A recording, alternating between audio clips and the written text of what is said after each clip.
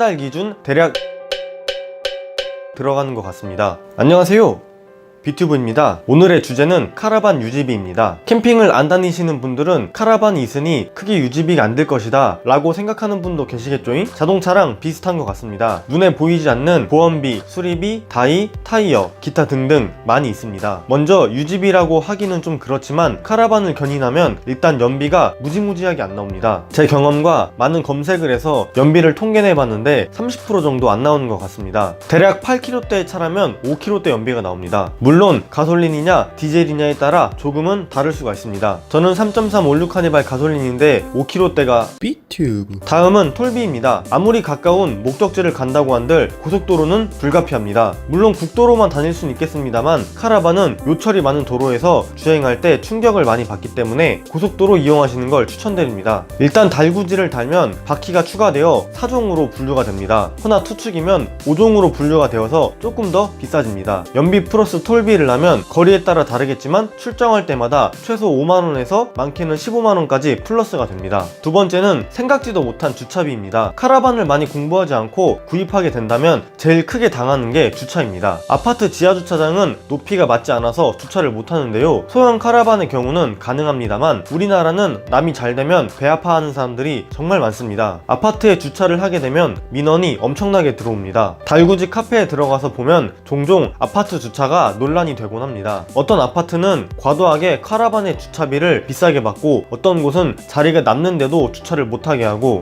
컷!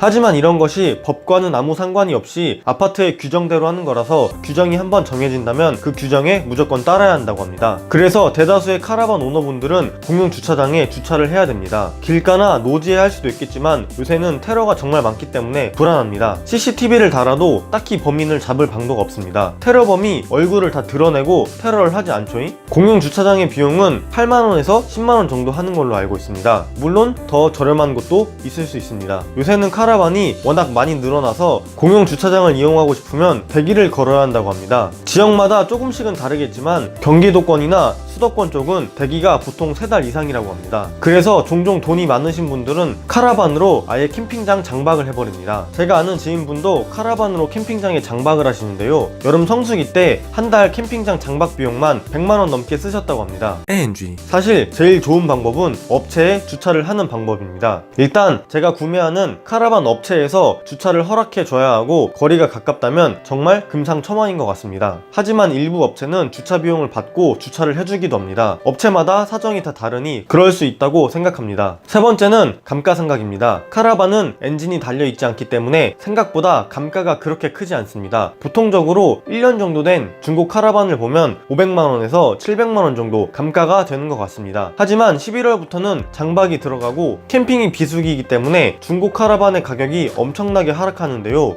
1년을 사용했는데 1000만원 이상 싸게 내놓으시는 분들도 정말 많이 계십니다. 사실 그런 매물은 일주일도 안 돼서 다 팔려버립니다. 감가상각은 유지비라기보다는 나중에 캠핑을 정산하려고 했을 때 약간 손해보는 비용이 맞는 것 같습니다. 저는 이 감가상각 비용과 소중한 가족의 추억과 비교했을 때 이 정도의 비용이면 저는 절대 손해라고 생각하지 않습니다. 어떤 취미를 해도 가족과 다 함께 보낼 취미는 절대로 많지 않습니다. 네 번째는 바로 보험료입니다. 보험료는 1년으로 계산이 되기 때문에 그렇게 큰 차이가 있지는 않습니다. 일단 보험을 가입하려면 카라반 때문에 견인차가 레저용으로 바뀌게 되면서 보험료가 약간은 상승하게 됩니다. 거기에 카라반까지 보험을 가입해야 합니다. 물론 카라반은 자차기 때문에 의무는 아닙니다. 가격은 보험회사마다 다르고 개인의 운전 경력이나 사고의 유무에 따라 비용이 달라지기 때문에 정확히 얼마가 상승한다고 말씀드리기가 어렵지만 저는 견인차와 카라반을 포함해 16만원 정도 상승했습니다. 검색을 해보면 보통적으로 10만원에서 20만원 정도 차이가 있다고 합니다. 한 달로 치면 15,000원에서 2만원가량 차이가 있습니다. 다섯 번째는 가스비입니다. 카라반은 난방과 냉장고를 가스로 작동시킵니다. 물론 전기로도 가능하긴 하나 가스가 훨씬 더 효율이 좋기 때문에 대부분 가스로 사용을 많이 합니다. 하지만 이 가스가 지역별로 정말 상이한데요, 보통적으로 10kg 기준 2만원 정도 잡으면 될 것 같습니다. 여름철에는 가스로 냉장고만 사용을 하기 때문에 충전을 출정을 거의 하지 않는다고 합니다. 한 달에 얼마나 출정을 하냐에 따라 다르겠지만 보통적으로 한 달에 한 통은 다 못 쓴다는 얘기가 많습니다. 계산하기 편하게 한 달에 한 통 소비한다고 가정하겠습니다. 마지막으로 수리비입니다. 카라반은 이동하는 집이기 때문에 생각보다 잔고장이 많습니다. 그래서 항상 업체의 마인드가 좋아야 된다, 업체는 가까워야 된다는 말이 여기서 나오는 것인데요. 찾다 보면 이런 업체가 그렇게 많지 않다는 걸 느낄 수가 있습니다. 또한 AS건으로 말 많은 업체가 꼭 있습니다. 사실 이런 수리비 또한 저렴하지가 않아서 막상 구입할 시기에 정말 많은 갈등을 하게 됩니다. 수리비는 언제 어떻게 어떤 것이 고장나느냐에 따라 달라서 대략적인 가격도 책정이 불가능합니다. 저는 수리비 보험이라고 생각을 하고 따로 통장에 10만원씩 저축을 하고 있습니다. 순수하게 카라반 유지비로만 한 달 기준 대략 20만원에서 25만원은 들어가는 것 같습니다. 이외에도 출정을 할 때 음식을 사야 하며 장작이라던가 관광을 목적으로 간다면 관광 비용 또는 캠핑장 비용 등이 있습니다만, 이런 것은 개인의 차이가 있기 때문에 단순 유지비에서는 제외시켰습니다. 이 주제에 대해선 다음 영상에서 다루도록 하겠습니다. 캠핑이라는 취미 자체가 돈이 많이 드는 취미입니다. 하지만 카라반 캠핑은 돈이 조금 더 들어가서 사실상 접하기 힘든 취미입니다. 그래도 산속에서 또는 바다에 가서 생활을 한다면 요즘 시대에 맞지 않게 아이들한테는 최고의 추억이 되지 않을까 생각합니다. 또한 도시에서 벗어나 여유로움을 만끽한다면 그것 또한 힐링이 엄청나게 많이 됩니다. 오늘 영상은 여기까지이며 영상이 유익하셨다면 구독과 좋아요 한 번씩 부탁드립니다. 항상 허접한 영상 시청해주시는 구독자 및 시청자 여러분 진심으로 감사드립니다.